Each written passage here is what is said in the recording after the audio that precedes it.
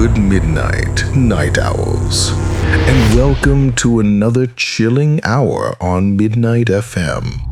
I'm your host, Jacob, and tonight we have a very special guest joining us.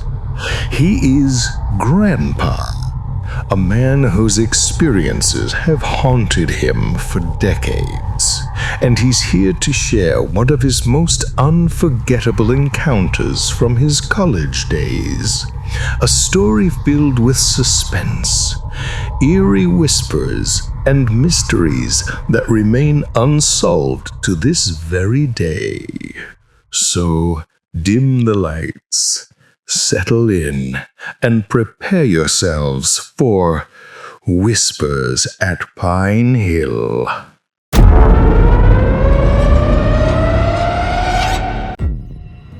It was a crisp autumn morning when I decided to revisit memories that had stayed with me for over 50 years. I was a young college student then, eager for the fall break and the freedom it promised. Along with my three closest friends, Ethan, Lucas, and Daniel, we planned a picnic at a secluded hill called Pinehill, just outside our small town in upstate New York. Pinehill was both breathtaking and unsettling. Locals spoke of its serene beauty, but also whispered about strange happenings, missing hikers, unexplained noises, and shadows that moved against the wind. Naturally, our youthful confidence and curiosity dismissed every warning. We arrived at the foot of the hill around 10 in the morning.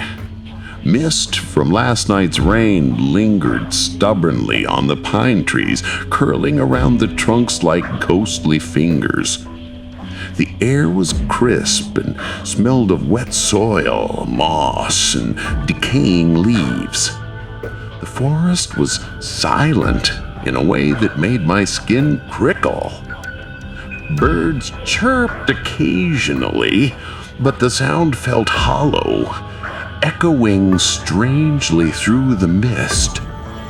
My friends laughed and joked, trying to break the tension, but I noticed a subtle unease threading through all of us. Lucas, always the most sensitive to his surroundings, kept glancing back over his shoulder. "Do you see that?" he whispered.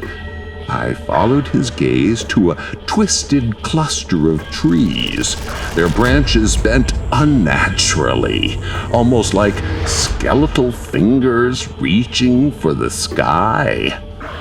Ethan waved it off, saying it was our imagination, but even he sounded unsure.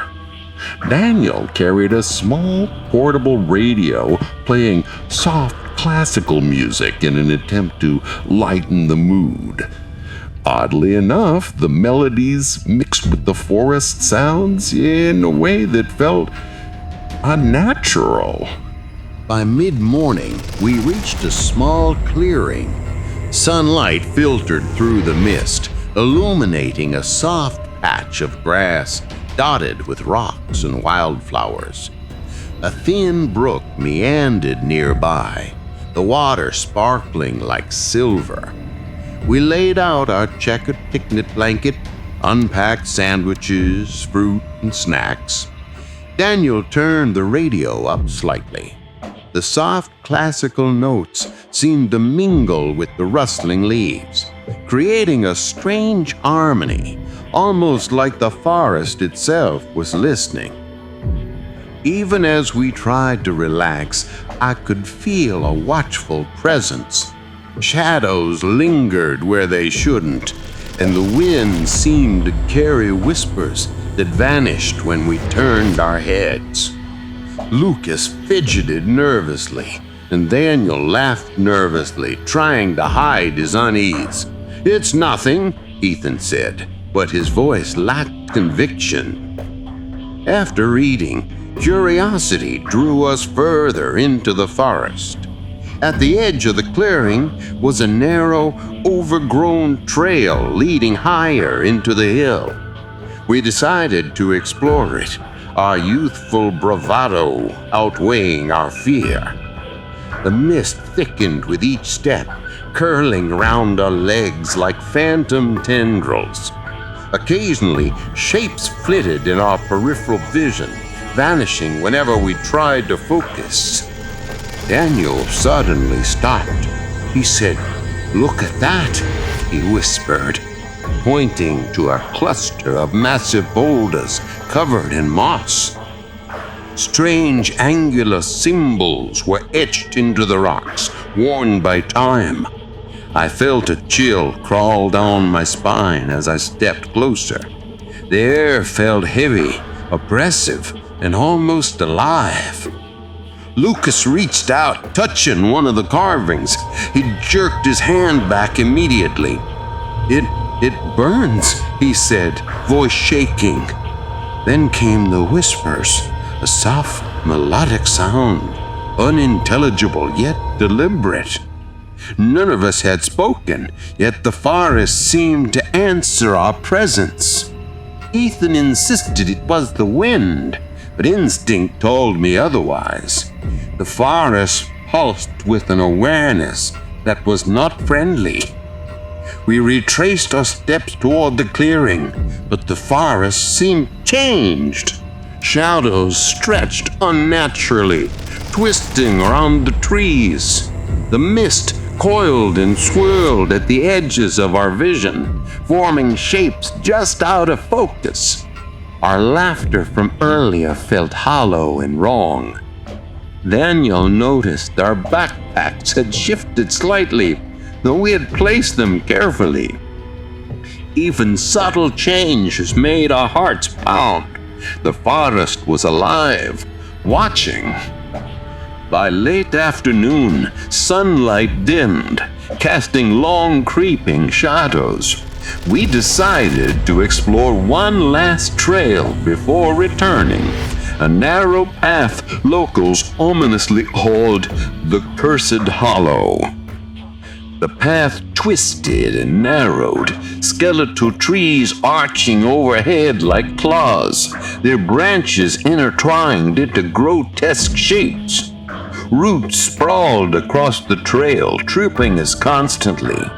Mist thickened, and our voices sounded strange, echoing back distorted and wrong. Suddenly, a scream pierced the silence, high-pitched, sharp, and close. We froze. No animal, no person, just the forest echoing back the sound, mocking us. Daniel stammered, It's just an echo, right?" His voice betrayed him. Lucas shook his head, eyes wide. He said, "No echo sounds like that. That was something else." Panic rose in our chests. Every step felt wrong, as though the forest itself was shifting beneath our feet. Rocks, logs, and familiar landmarks seemed to have moved, forming a labyrinth that trapped us. Shadows lingered unnaturally. Whispers multiplied, speaking in tongues we could not understand, but felt deep in our bones. Then Daniel stopped abruptly. "Do you hear that?" he whispered. A faint, haunting melody floated through the trees, an old lullaby, eerie and sorrowful. Despite its beauty, it filled us with dread. Against our instincts, we followed it blindly, stumbling over roots and rocks.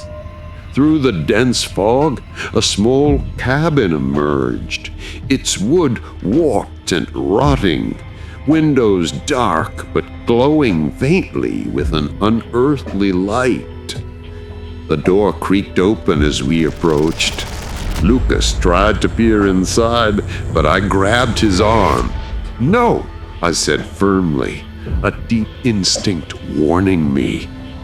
Suddenly, the door slammed shut behind us. Whispers surged, overlapping, suffocating. They were now voices, mocking, malevolent. We ran blindly, tripping, hearts pounding. The forest shifted, roots and branches trying to ensnare us. Eventually, we emerged from the woods. Night had fallen completely. Mist lingered, coiling like living shadows. We counted ourselves. 4. Ethan's face drained of color. "Where's Daniel?" His voice cracked in terror. We called frantically, but only whispers answered. Symbols on the rocks glowed faintly, as if laughing. We returned to the village, exhausted and terrified. Police searched. Villagers speculated. Daniel was never found. Pinehill had claimed him, its secrets intact.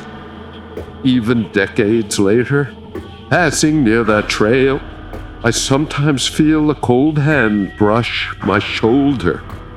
I hear faint, mocking laughter on the wind. I wonder if the whispers led him somewhere, or if he was ever truly gone. Some stories remain untold, unsolved, haunting, etched into memory, lingering like shadows that never fade.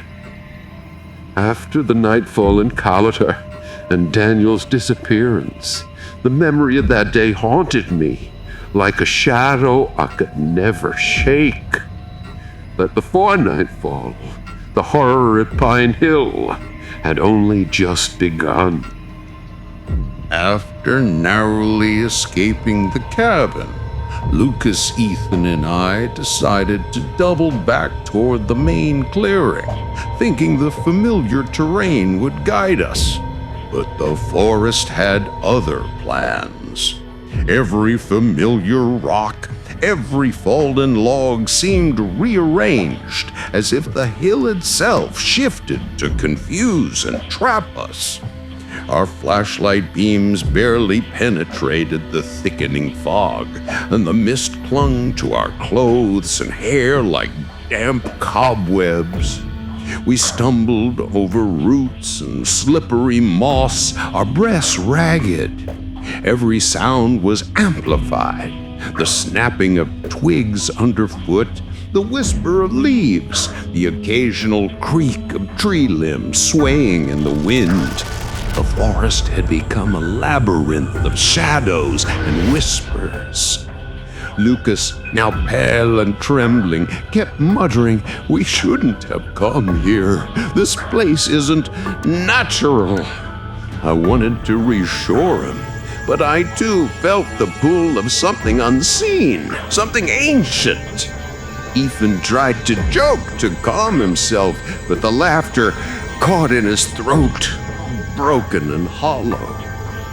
As we reached a small ravine, the lullaby melody we had heard earlier floated back, louder this time. Its notes wove through the trees, twisting the air into a strange vibration that made my skin crawl. The sound seemed to come from everywhere and nowhere at once. Daniel's radio had fallen during the cabin incident, but the melody wasn't coming from it. There was no source. Suddenly, a shadow darted across the path ahead, quick and deliberate. We froze. The mist swirled, and our eyes strained to catch a glimpse. A figure, or was it a trick of light, moved between the trees. It was human-like, but distorted, impossibly thin, its limbs bending at unnatural angles. Ethan grabbed my arm, whispering, "We need to leave, now!" We ran blindly, slipping, tripping over roots and rocks, the whispers growing louder, layered, intelligible, yet full of malice. Somewhere in the distance, we heard Daniel's voice, or at least something that sounded like him, calling softly, almost pleading. It twisted into a mockery, repeating the same words over and over. Come, come, come. Eventually, we stumbled into a small glade, partially hidden by dense foliage. The ground was carpeted with fallen leaves, and in the center stood an enormous stone, etched with more symbols. Some glowed faintly in the dim light, pulsating as if alive. Lucas shivered violently. They're watching us. They're alive. Ethan bent to examine the carvings. They looked like some ancient language, he muttered. I felt an urge to touch the stone, but my instinct screamed at me to stay away. The air here was thicker, heavier, almost suffocating. I could feel my pulse thumping in my ears. Then, unexpectedly, the lullaby melody stopped. Silence fell, oppressive, suffocating silence. And then came a low, guttural growl from somewhere deep within the woods. It was not animal, not human, something else, something aware. We tried to move, but the forest seemed to shift again. Branches clawed our clothes and skin. Shadows darted at the edge of our vision, and then we saw it. A pair of eyes glowing faintly red, peering from between the trees. They watched, unmoving, unblinking. The whispers returned, now urgent, almost screaming. "Daniel!" I shouted. My voice cracked. The response was a soft giggle. Not his, not human, fading into the mist. After Ethan and Daniel disappeared, Lucas and I barely made it back to the faint trail that led to the village. My legs ached, my lungs burned, and my heart pounded as though it might leap from my chest. Every shadow in the moonlight seemed to twist into grotesque shapes, following us, whispering our names. I could hear the faint melody of the lullaby floating on the night breeze, closer than ever, as if the forest itself was laughing. We stumbled blindly, desperate to escape the hill that had become an endless labyrinth. Lucas clung to my arm, shaking, whispering, "I don't think we're leaving this place. Not really." I wanted to deny it, but deep inside I feared he was right. The forest had claimed its victims before, and I knew it would not let go easily. Finally, as dawn threatened to break, we emerged at the edge of the hill. The mist thinned, and the sun's first rays cast long, golden fingers through the trees, but the relief was hollow. Ethan and Daniel were gone. No trace, no explanation. Pinehill had claimed them. Lucas and I returned to the village, terrified, broken, unable to explain what we'd seen. Days passed. Police searched. Villagers speculated. Some refused to speak of the hill entirely, crossing themselves when it was mentioned. Stories became legend. Whispered warnings: never enter Pinehill alone. Never return once you've gone too far. Years later, I tried to rationalize what happened. Perhaps it was an elaborate prank, a hallucination, or some natural phenomenon, but The memory of Daniel's voice twisting into that mocking chant, Ethan's terrified scream, the glowing symbols, and a lullaby. No rational explanation sufficed.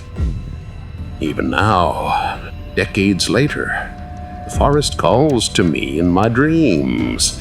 I see shadows moving against the laws of nature, feel phantom hands brushing my shoulder, hear laughter that echoes from a world I no longer name. I visit Pinehill rarely, but whenever I pass near it, I can feel its presence, watching, waiting, whispering. The forest has secrets it refuses to share, horrors it hides from the sane world. Some stories I learned are never fully told. They linger in memory, in the corners of your vision, in the wind on a quiet night. Pinehill keeps its secret, and perhaps that is its power.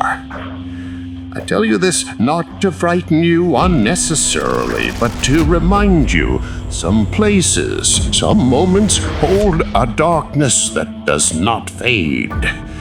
And sometimes the darkness chooses. Even now, when the wind whistles through the trees outside my window, I think I hear the faint notes of a lullaby drifting from nowhere, calling to someone, or perhaps to everyone. And I know Pinehill never forgets. It waits. Always. And that was the story told by our guest tonight. A story that leaves more questions than answers. Sometimes the past doesn't fade. It lingers in the shadows, waiting for someone to remember. Thank you for staying with us through the silence of the night. This is Jacob, signing off from Midnight FM, where the night never truly sleeps. Stay safe, and until next time, keep your lights on.